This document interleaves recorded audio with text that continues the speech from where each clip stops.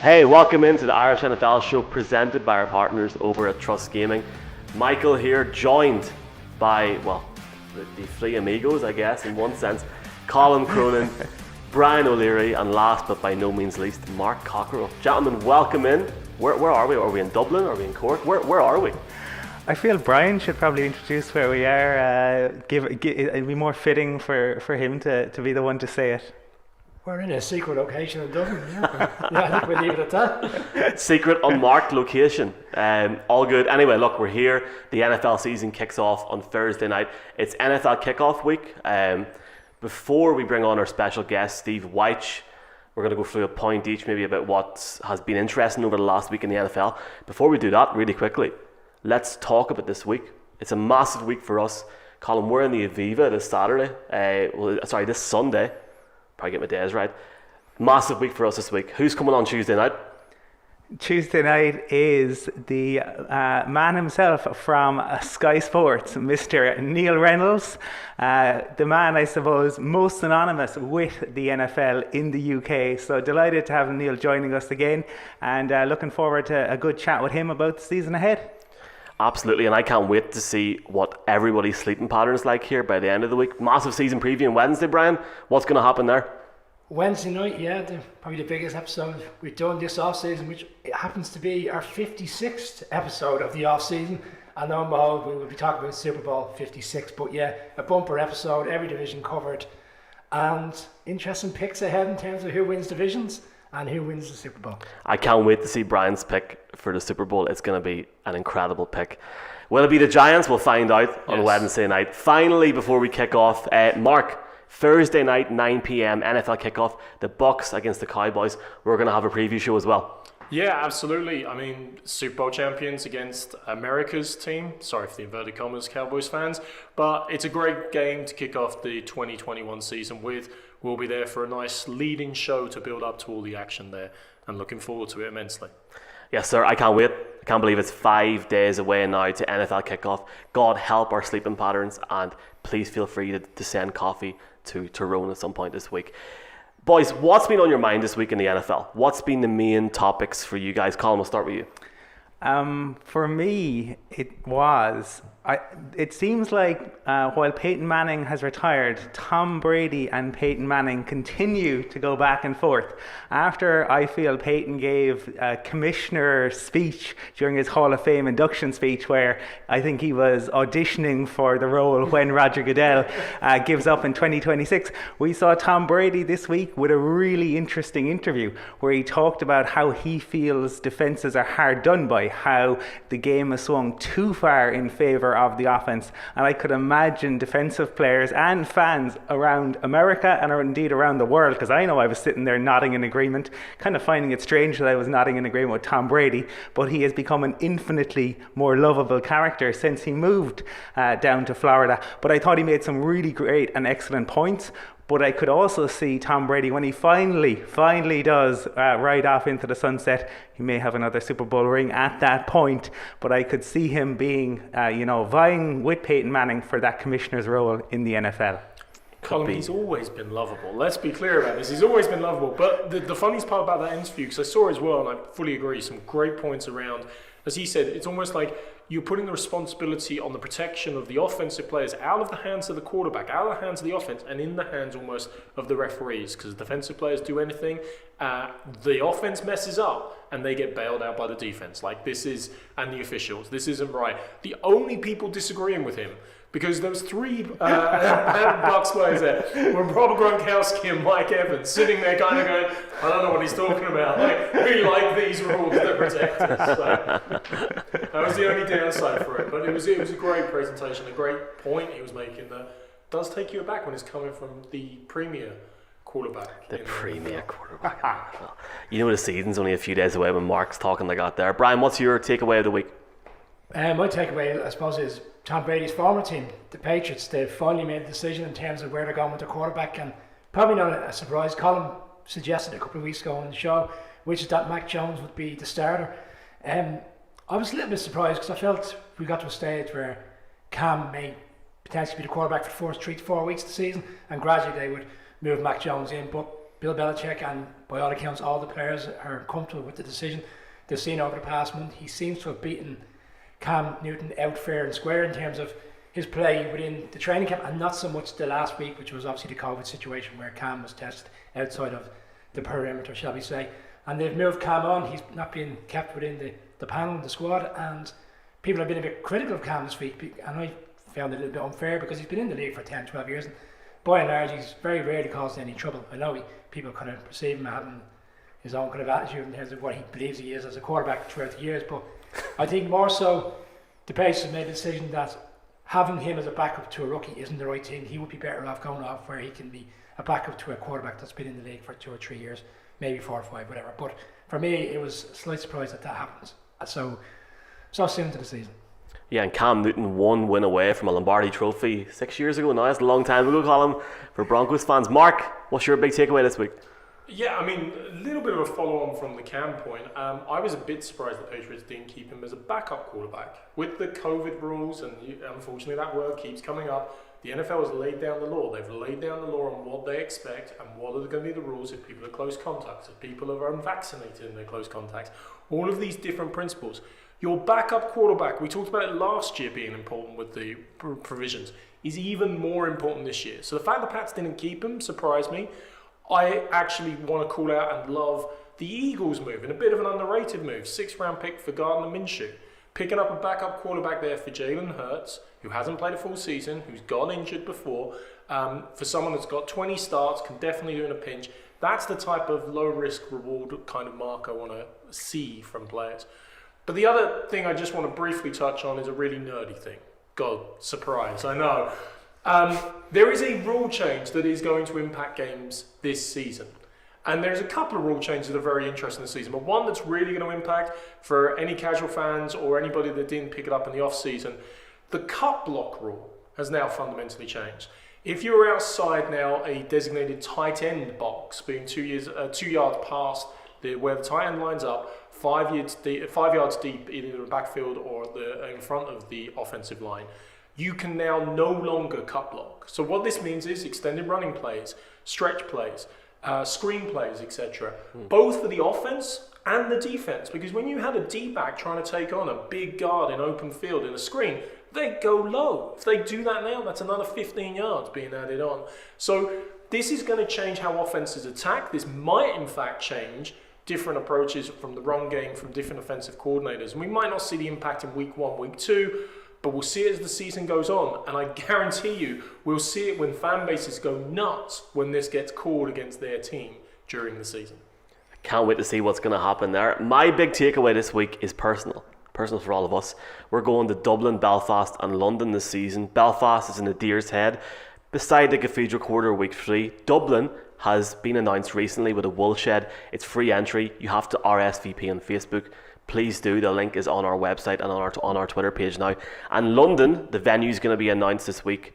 It's been moved due to logistical issues, but that's going to be confirmed this week. But you can get tickets. The link is on our website now. If you want to come, please do. Belfast is almost sold out. We expect Dublin to be sold out or maximum capacity as soon as possible. But yeah, it's hard to believe we're going to be in Dublin, Belfast and London 5 out of the next 7 weeks, gentlemen, and that's a situation for another day. Colin, massive guest on this week's show. Do you want to introduce him? Yeah, look, I think most famous to people over here for his work on the NFL Network, but also incredible background in journalism. Talks to us a little bit about that. It's not just the NFL we speak about, but that is what we speak about for the majority of this. I think people will enjoy it. Lots of insights, some good laughs as well. So delighted to welcome Steve Wyche to the show.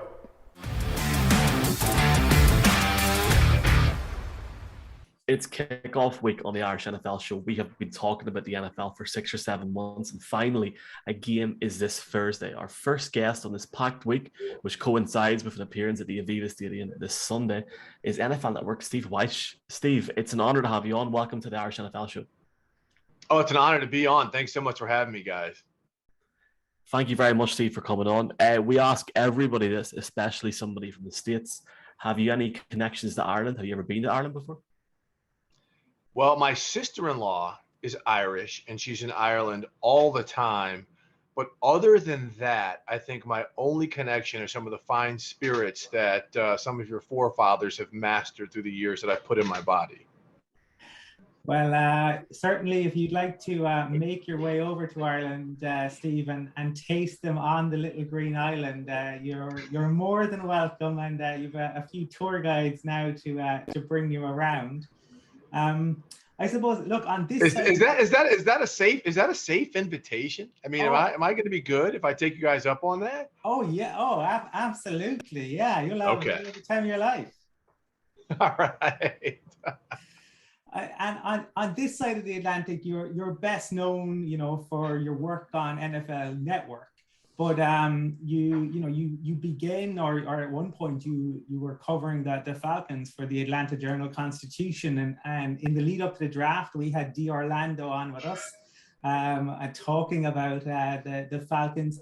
Just interested in hearing, I suppose, a little bit about your time there and your career as you built towards your work on the NFL Network, Steve. Yeah, I was a longtime writer. I'd covered high school sports and the Miami Dolphins and University of Florida football and things. And I worked in Miami for 9 years as a writer, and I ended up covering the NBA, the Miami Heat down there, and then I moved to Washington D.C.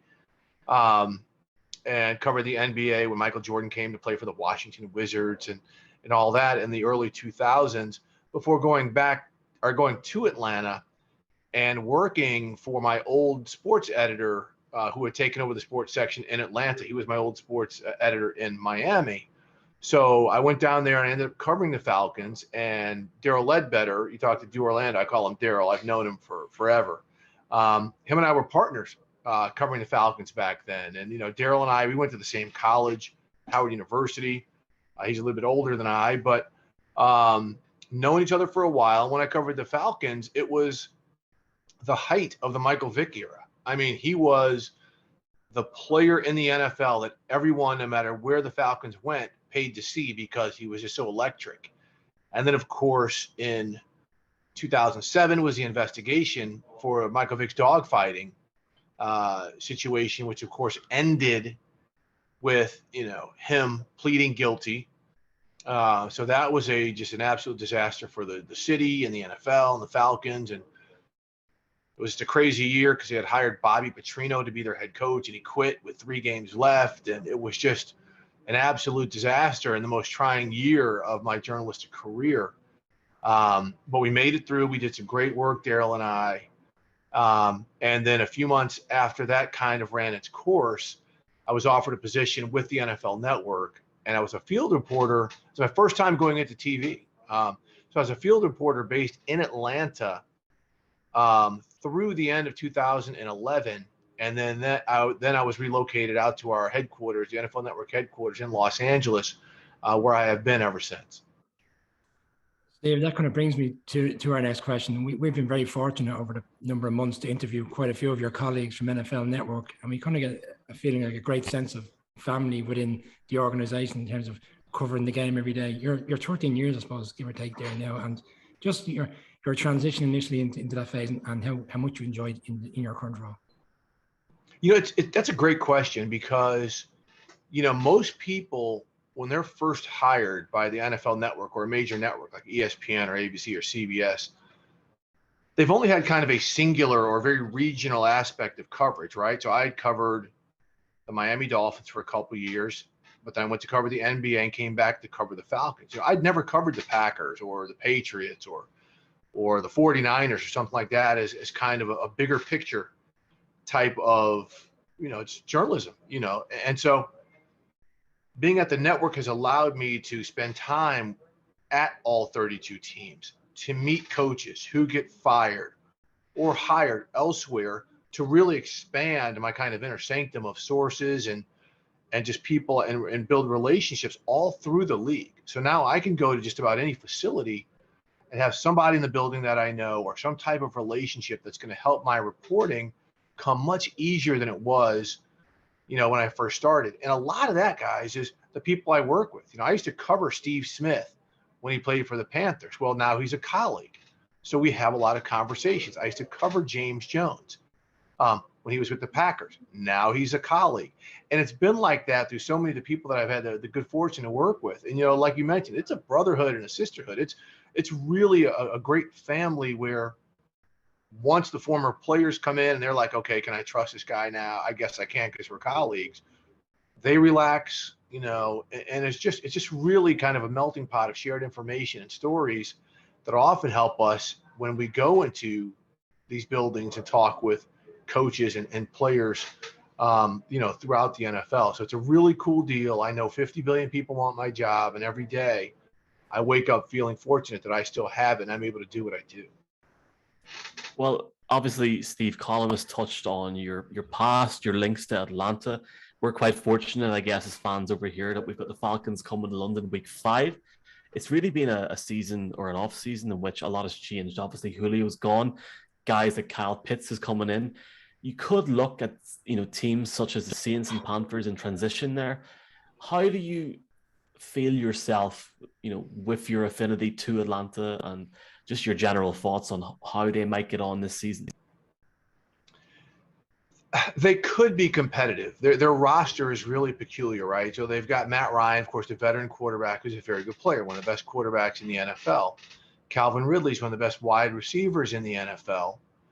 Kyle Pitts is going to be fantastic, and Grady Jarrett's one of the better defensive linemen. But other than that, for them to remain competitive over a 17-week schedule, they've got to stay healthy first and foremost. They do not have a lot of depth that can come in and compete with a team like the Saints or with a team like the Buccaneers. So, they've got to stay healthy, and they've got to really learn to play as a sum of their parts, because they don't necessarily have a lot of great individual talent.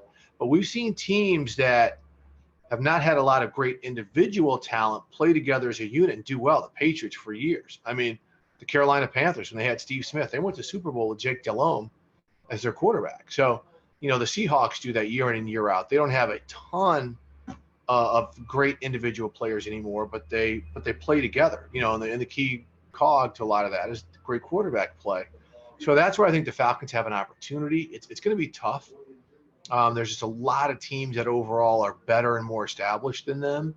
But if they get some early momentum with a schedule that I think is favorable, that could really play into the possibility of them getting into double-digit wins. You talked, I suppose, about the importance of QB play, and as we record this, teams are finalizing their 53-man rosters. The biggest surprise, obviously, Cam Newton is no longer in New England. They're going with the rookie in Mac Jones.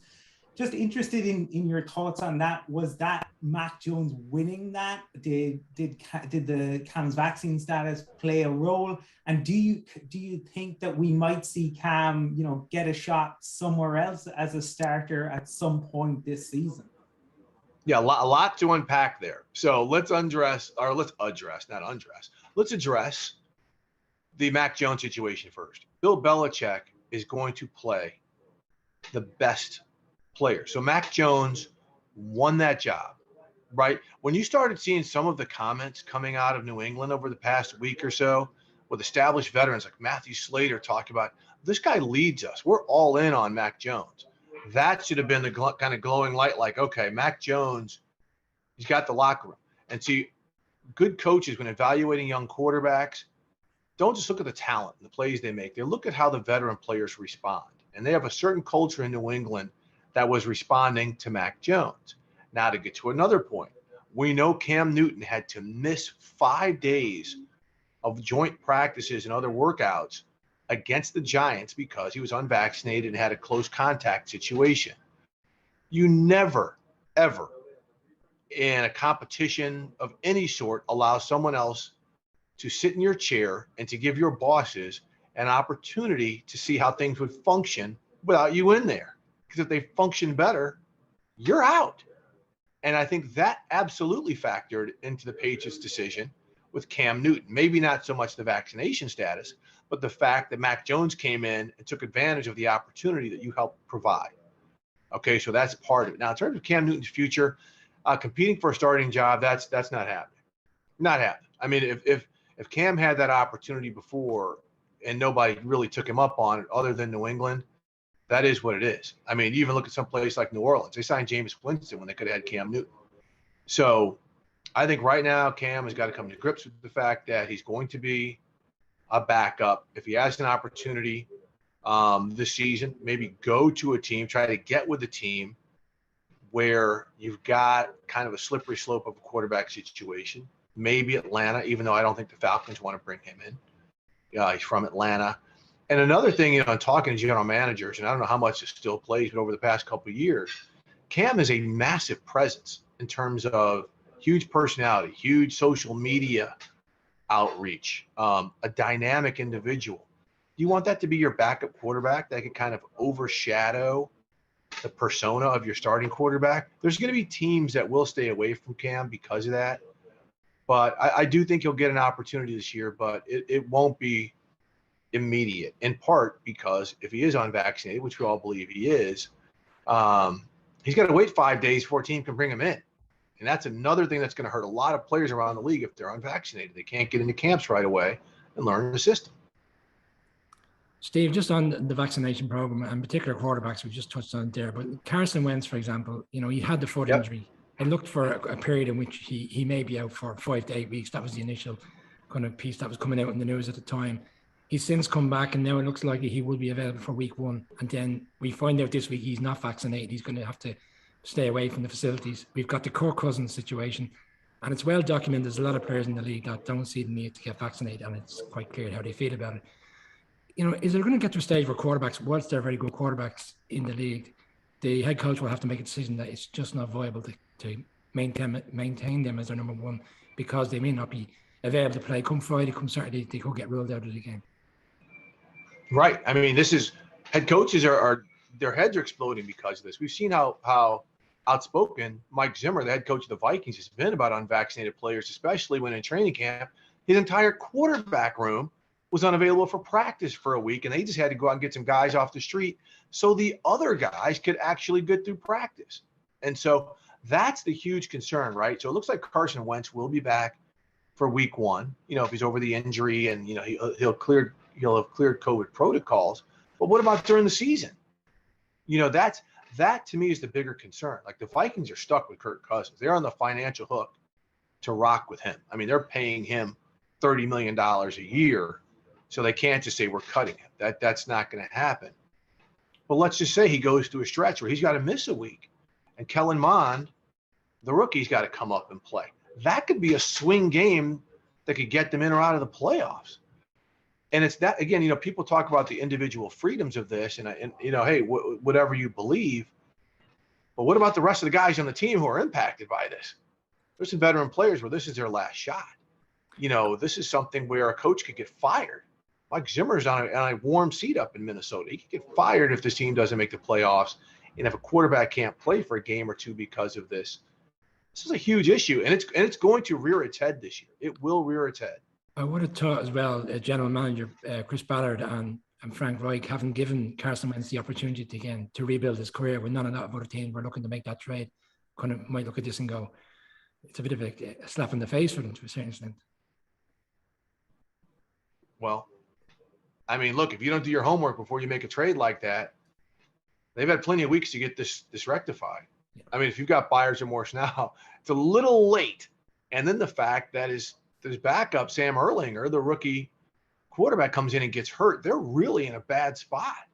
So maybe they go get Cam. I don't know.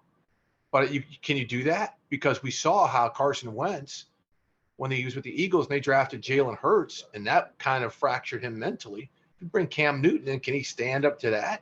They're similar quarterbacks and what they can do. So, look, this is part of it.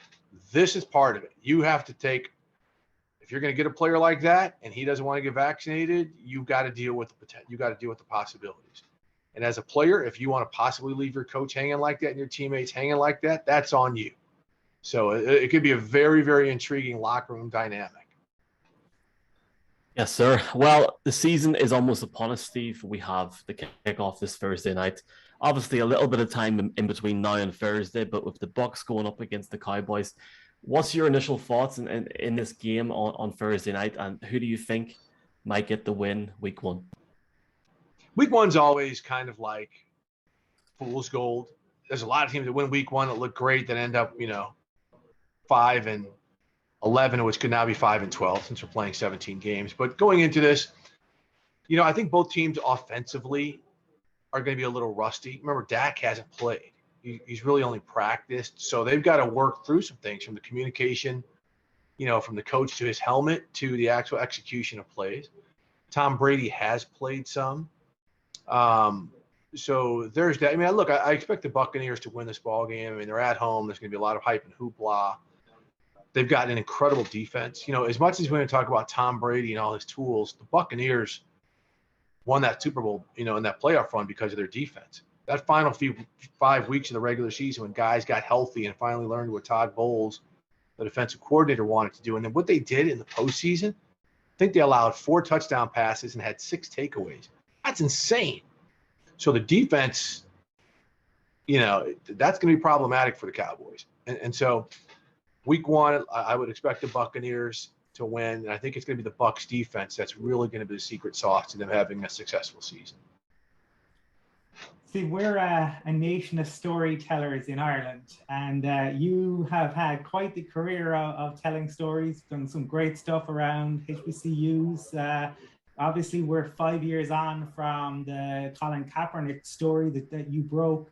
Just, I suppose, interested in, so obviously you can't pick 1 or 2, but maybe some of your favorite moments or some of the ones that have stood out to you. It can be the Kaepernick one, but we want to give you a platform, I suppose, just to talk to us. We love hearing other people's stories. So just interested in hearing maybe some of yours. Oh, man, some of the great stories. I mean, Colin Kaepernick and Michael Jordan and Michael Vick, those are the big headline grabbing stories. But like my 2 favorite stories, I think I've had to write. One was when I was in Miami and I was covering boxing. And there was a young Jamaican fighter, kind of on the local scene. Tough guy, like a welterweight, just a tough guy. But he couldn't bust a grape, right? He didn't have a lot of power in his punches. So when these trainers had these good up-and-coming fighters, they would always run them through him. Like, if they get through this guy, they're on the precipice of working their way into a title shot. So this guy would show up, and he kind of became a household name.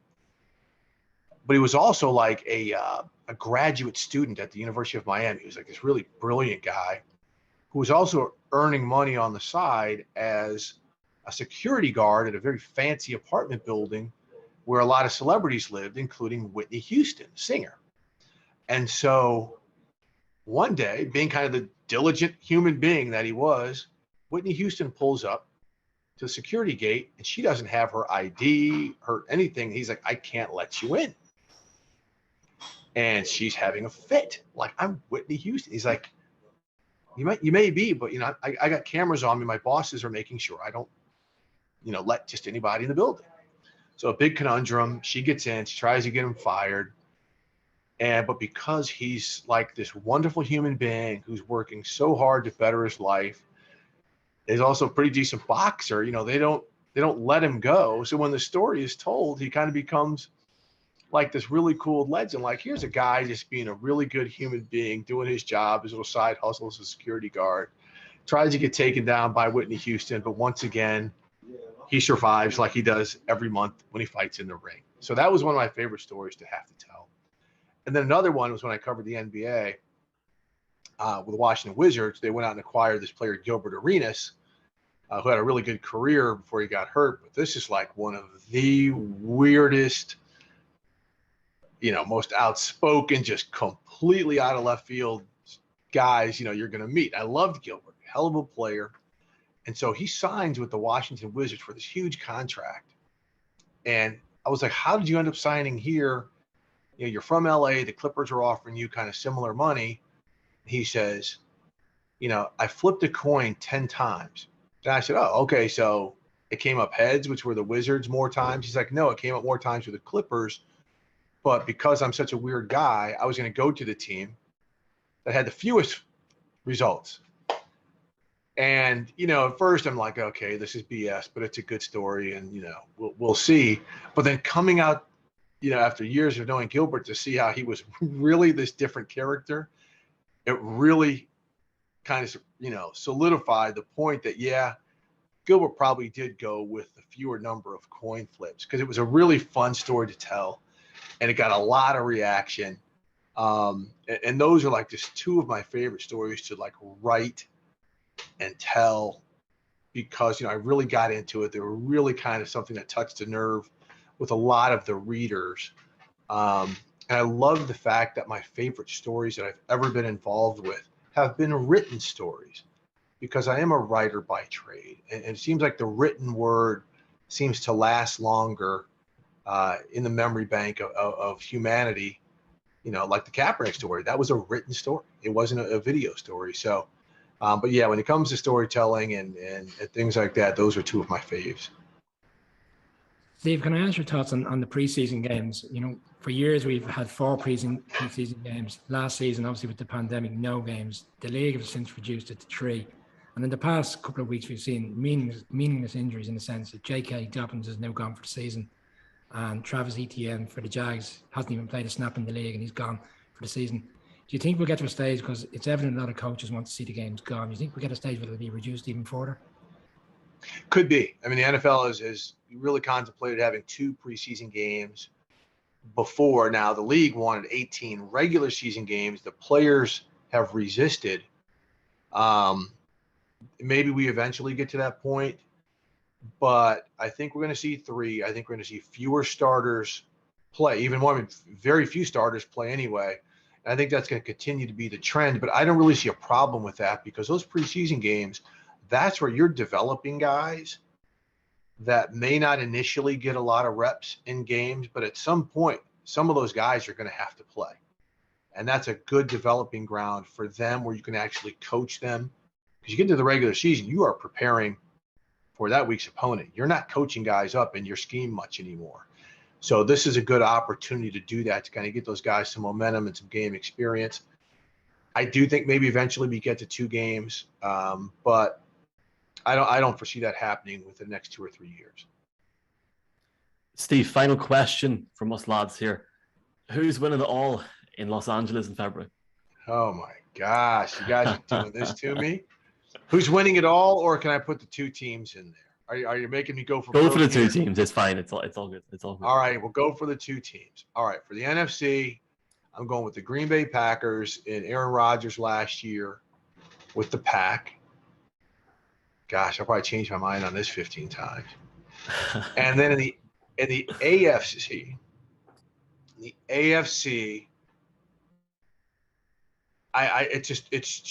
I'm so torn between, Buffalo and Kansas City and the Cleveland Browns. Sounds crazy to say the Cleveland Browns, but I'm just going to say when push comes to shove, I got to go with the quarterback. So I'm going to go with Kansas City against the Pack. The State Farm Insurance quarterbacks, Aaron Rodgers and Patrick Mahomes, showing off here at SoFi for the big game.